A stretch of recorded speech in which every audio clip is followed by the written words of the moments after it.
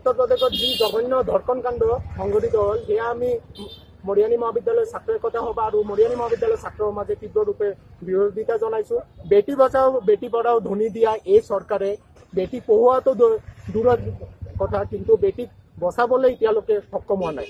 আমি এইটো মাত্ৰ এটাই ধৰ্ষণ কাণ্ড নহয়, আগতো আমি এনেকুৱা বহুত ধৰ্ষণ কাণ্ড সন্মুখলৈ আহিছে।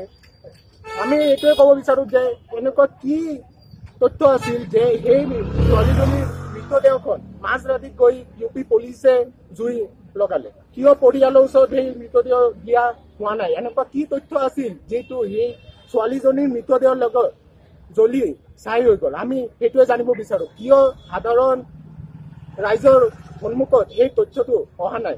আমি বিচাৰো অতি শীঘ্ৰে ন্যায় দিয়ক, ধৰ্ষণকাৰীক অতি শীঘ্ৰে ফাঁচি দিয়ক, এয়াই আমাৰ দাবী।